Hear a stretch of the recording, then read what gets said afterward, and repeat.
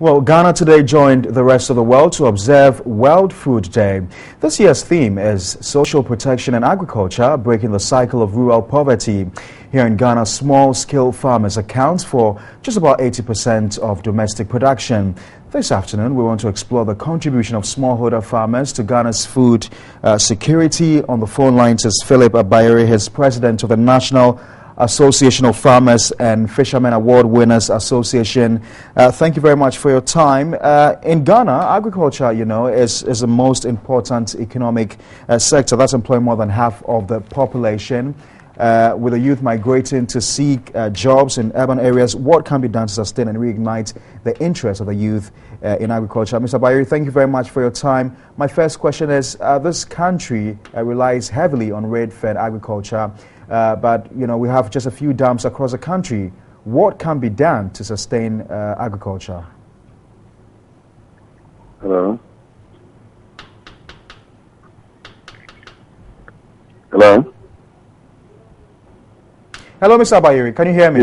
Yes, I'm online. Right. I said this country relies heavily on rain-fed agriculture, with just a few dams scattered across the country. What can be done, to provide dams for all across the country? Yeah, I think definitely because of climate change, currently irrigation has become a necessity. You realize that the rains have become more erratic. The rains do not come at the right time, and the weather is very, very unpredictable. So the need for a vigorous system of irrigation from large, small to medium systems, and then also rain harvesting. And these are very major infrastructure developments which need to take place and cannot be fully private-led. So initiatives need to be taken by government to expand these systems on a district, regional, and then national level, so that we can have vibrant irrigation systems, so that if the weather is not working well as it is, that the rains are not, then we can rely fully on irrigation to be able to augment the food inadequacies. We also have to look on the groundwater, tapping the systems on the ground. We have on the groundwater, clean water in places that we don't have open water systems, so that we can deploy that to be able to mitigate the climate change and also ensure that our farmers could produce enough to feed the country. Government's fertilizer policy aims at boosting food production. How reliable is this? When it comes to food production, definitely food production is done with various components. You need to ensure that you have very vibrant agricultural mechanization systems. You need to also ensure that at least you have industries that are ready to be able to do, processing for value addition. And that you need medium to long agricultural loans being put available to the private sector to be able to propel that. Currently, as you are aware, we have only 5% of the annual loan portfolio from banks going into agriculture. And that is quite inadequate, and these are short-term loans. And unless we have medium to long-term loans available to the farmers from 3 to 5 years and even to 10 years, farmers can procure capital equipment and also create an infrastructure to be able to at least do value addition and also expand the farms. And that could be what we need to do to be able to ensure that we have full food security. In the absence of this, what we are doing is not going to at least improve, because whilst the farmers are ready to produce and they don't have the capacity to be able to do that, then definitely we'll still need to be importing food as we are already doing. You've not said much about government's fertilizer policy. In terms of government fertilizer policy, is that I am thinking that we should have a broad-based fertilizer policy.